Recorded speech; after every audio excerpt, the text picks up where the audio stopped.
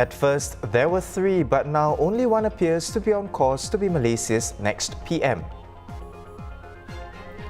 Larger event sizes, more back in the office. An expert weighs in on possible further easing of restrictions from tomorrow. After psychiatric observation, this man caught on the train without a mask has been deemed to be mentally fit. You're watching The Big Story live in the Straits Times newsroom. I'm Olivia Quay. I'm Haryanto Diman. You can subscribe to the Straits Times channel so you never miss a single episode. Malaysia reporting another daily record of COVID-19 cases with over 22,200 confirmed today. Well, the ongoing crisis is something the new Prime Minister will have to manage. Well, today's 4 p.m. deadline has passed for Malaysia's 220 MPs to nominate the next Premier. But before someone is officially appointed to the role, the King will meet the 9 state rulers on Friday. The King also decreed that the next leader should table a confidence motion to ascertain that he has the majority support. And out of the 3 frontrunners for PM, the one closest to securing it is UNMO Vice President Ismail Sabri Yaakob. This after his party's 38 lawmakers decided late last night to throw their weight behind him. With this, Mr. Ismail will likely have the support of 115 MPs, 4 more than the 111 needed for a simple majority. Here with more is Malaysia Bureau Chief Shannon Teo. Shannon, the front-runner appears to be Mr. Ismail. How did things shift in his favour at this 11th hour? I think we know that last night UMNO leadership had a meeting. First the Supreme Council and then all the MPs together. Now, we know that UMNO was split between those led by Ismail and those led by the President Zahid. But I think what happened was, in the end, there is this kind of fear that the longer you prolong this uncertainty, if you can't decide on a single candidate, the other side might sneak in and grab the prize, right? I mean, we know that opposition leader Anwar Ibrahim is not too far himself. He's managed to finally get other opposition parties to back his candidacy, right? I mean, conditionally, but still with their backing. So he's come up to say about 105. If UMNO couldn't make up their minds quickly, they could have ended up in a situation where, you know, they were so close to the finishing line, but then they dropped the ball right at the end. So I think that consideration got them to say that, look, we have Ismail who has most of the MPs on his side. Some of us don't agree, but, you know, for the sake of the party, for what is best for all of us, you know, not necessarily being magnanimous, but realizing that settling on a single candidate, the candidate who's in the lead, is probably in their collective self-interest. So I think that's what happened last night at UMNO's headquarters. Right. Well, if Mr. Ismail does emerge as the next PM, Shannon, what will his administration look like, and how will it manage Malaysia's immediate COVID-19 crisis?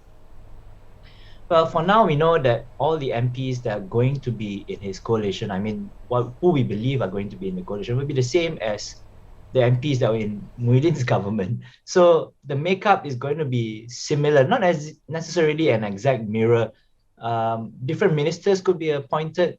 Certain ministers could have their portfolio shuffled. I think there's the growing belief that certain key ministers like Khairi Jamaluddin, who has been handling the immunization, probably will be allowed to continue that process, because that process has been going well. There might be some shuffles elsewhere.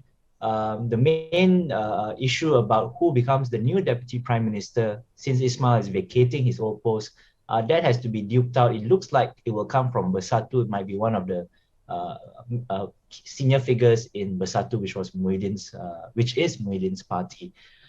As for the COVID-19 crisis, the King made very clear in his statement that he wants the management to continue undisturbed. So he wants the vaccination to continue, which has been accelerating of late. He wants even a national recovery plan to be kept in place. So he wants all these policies which he feels are good to continue. So I don't think the new Prime Minister is going to really touch them too much. So on the COVID-19 front, probably going to see just a continuity of what's already been going on. But on other things, you know, other kind of policies, I think that's where the new Prime Minister will get some leeway. Shannon, we only know that the king will be meeting the 9 rulers on Friday.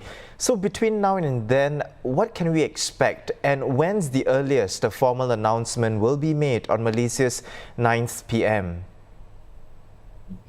Well, I think with the king taking this step to also consult with his brother rulers, the other 9 state sultans and monarchs, he probably won't announce a winner before that meeting. I think he will do them at least a courtesy, even though he's very sure of who the winner might be, would at least do the courtesy of informing them first before the rest of the country. So at earliest, we're looking at Friday evening. But what he's promised to do is to also vet through the declarations that he's going to get. Now, he's asked everyone to submit who they pick, right, as the prime minister by 4 o'clock today. So then he says that he's going to vet through all these different letters, call each MP personally, and just kind of double confirm that you really did pick this guy, didn't do it under duress, so on and so forth. So that process will take some time as well, and that might take us until Thursday already, and then Friday is a meeting. So in the interim between Wednesday, within right now, in fact, and Friday, that's just going to be a palace process. It's going to be just verifying the numbers, and then on Friday we'll have the meeting. Should we be in a position where, in fact, some MPs who said they would pledge their support to, say, Ismail Sabri and didn't do it, and we do end up in a hung position, then Friday's meeting becomes very interesting. But the palace has not made any promise that it will reveal the results of what is effectively a secret ballot. Well, thanks very much as always, Shannon. Shannon Teo there, the Straits Times' Malaysia Bureau Chief.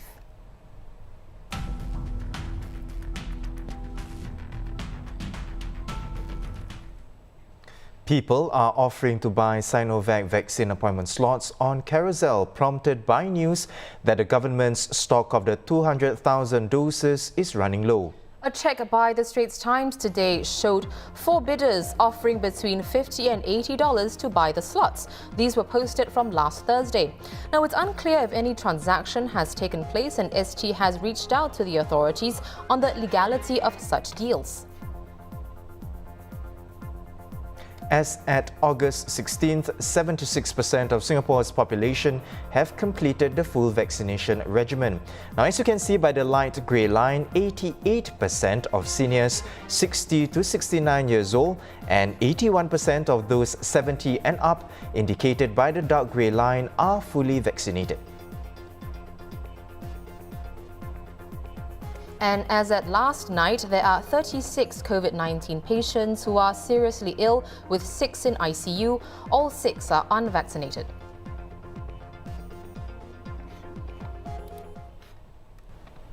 The latest Phase 2 heightened alert period was slated to end today, but as you know, some rules like on dining out have already been relaxed. And at the last press conference, the COVID-19 task force announced that from tomorrow, the capacity limit for large events will increase and more employees will be allowed back to the workplace. Let's bring in Professor Dale Fisher, Senior Consultant at NUH's Division of Infectious Diseases. Welcome back to the show, Professor. Given the current vaccination rate and number of people in ICU, Professor, do you expect further easing in other areas, perhaps, say, in social gatherings? Yeah, hi, thanks for having me back. Certainly the authorities couldn't have asked for more from the numbers. The total number of cases is down, the number of clusters is falling, the number of people in hospital has fallen, particularly as we've been able to move people out into the care facilities. There's only 6 people in intensive care today, I think, less people on oxygen. So actually, if it was about the numbers, then really the course is pretty clear. Furthermore, vaccinations have continued at a very high rate of over 50 or 60,000 a day. So the vaccination numbers are extremely enviable, I would imagine, by other countries, with 82% of the population having 1 jab and 76% altogether are being fully vaccinated. So these are numbers other countries are aspiring to, and we're there and going past it. Even the 70-year-olds that we were worried about until recently. They're now 86% one jab. So kudos to everyone that's made that happen.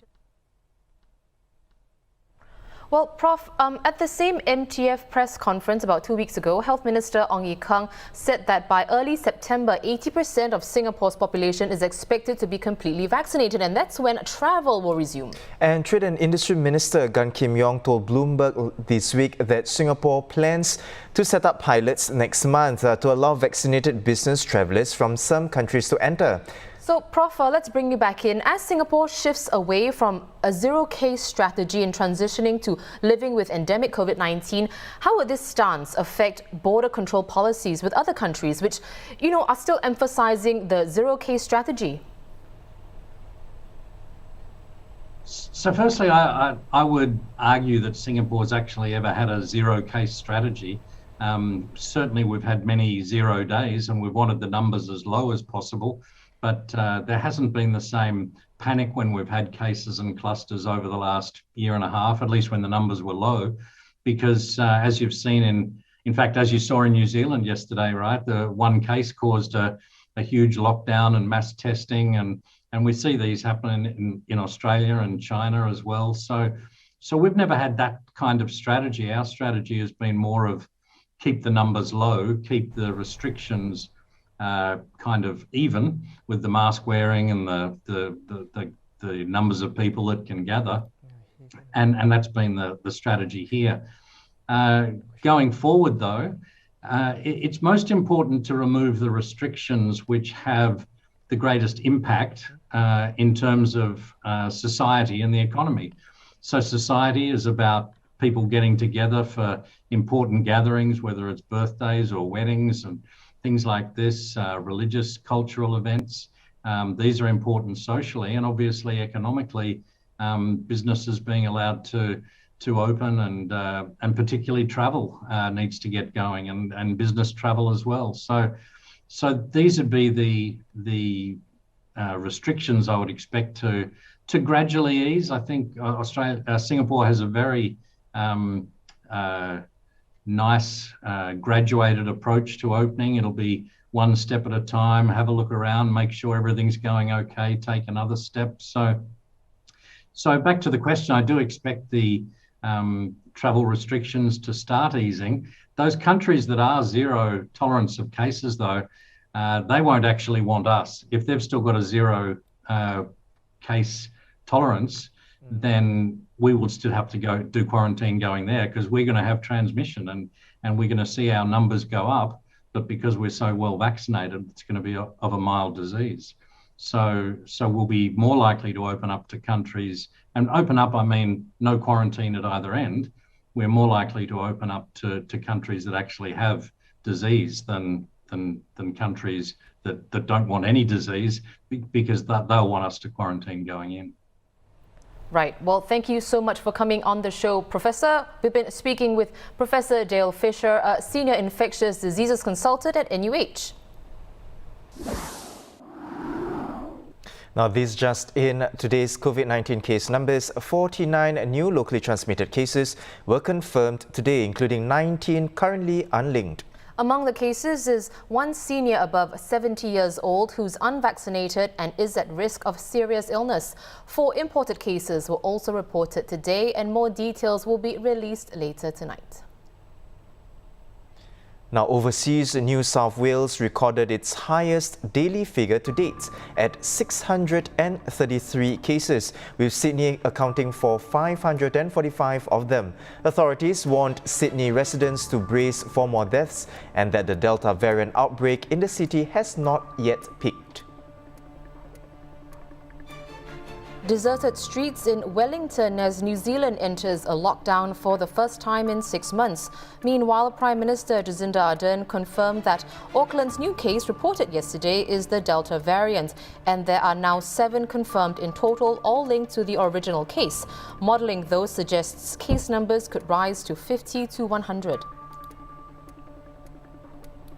Back home, Jetstar Asia will require all employees to be fully vaccinated by October 1st, saying it is the first Singapore airline to make vaccination mandatory for its workers. The move takes reference from a government advisory issued on July 2nd, which stated that employers may make vaccination a requirement for staff in higher risk settings. For those who are medically ineligible, Jetstar said it will look into whether there are alternative measures. From tomorrow, students and school staff put on leave of absence as close contacts of a quarantined person can return to campus once they test negative. This means they no longer have to stay home until their LOA period is over. Those who have received a health risk warning can return to school once they test negative as well.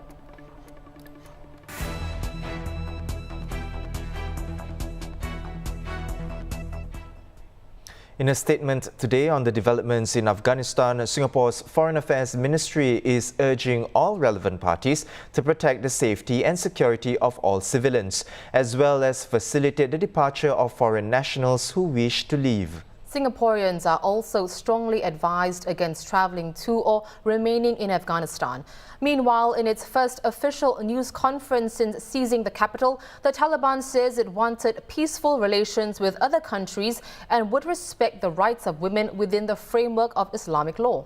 While short on details, these announcements suggest a softer line compared with the Taliban's rule 20 years ago. Lisa Bernard reports. The Taliban held their first official news conference in Kabul on Tuesday since the shocking, swift seizure of the city, claiming they wanted peaceful relations with other countries and, despite past harsh treatment of women that included public stonings, vowed they would respect women's rights within the framework of Islamic law. Women will be afforded all their rights, whether it is in work or other activities, because women are a key part of society, and we are guaranteeing all their rights within the limits of Islam. The militant group also said Afghans who had worked with the U.S. and allied forces as translators or in similar roles had a home within the new regime. As for their talents and their skills, we do not want them to leave the country. We want them to serve their own homeland. Locals gathered around television sets to watch the press conference, like these men in a Kabul pool hall. I am worried and hope there will be peace, stability, and a good system in the country. There is a lot of anarchy in the current government, so let's see what the Taliban will do for us. The Taliban's conciliatory tone contrasted sharply with comments by Afghan First Vice President Amrullah Saleh, who served under President Ashraf Ghani prior to Ghani fleeing the country. Saleh on Tuesday declared himself the, quote, legitimate caretaker president of Afghanistan and vowed that he would not bow to Kabul's new rulers.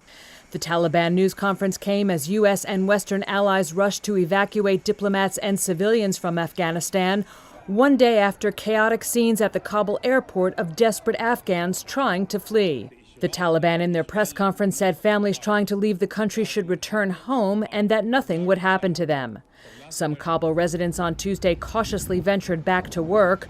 Many shops were shuttered, schools closed, and traffic was light, but there were several pickup trucks with white flags carrying Taliban gunmen and commanders stationed at checkpoints. Elsewhere, 70,000 CPF members will receive about $40 million in matching grants next January for cash top-ups made to their retirement accounts in the first half of this year. Under this matched retirement savings scheme, every dollar of cash top-ups made to eligible members will be matched by the government, up to an annual cap of $600.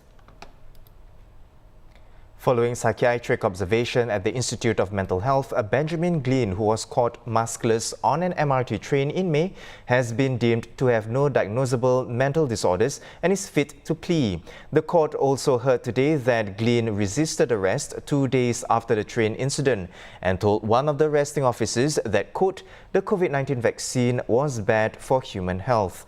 During the trial, this woman was detained after shouting in court. Her mask had broken and she refused to obey the judge's order to leave, shouting "kangaroo court" several times. Well, those are our top stories for today. For more news and videos, visit straitstimes.com and subscribe to our YouTube channel by hitting the red button below. Once again, I'm Haryanto Diman with Olivia Quay. Join us tomorrow for more stories on The Big Story.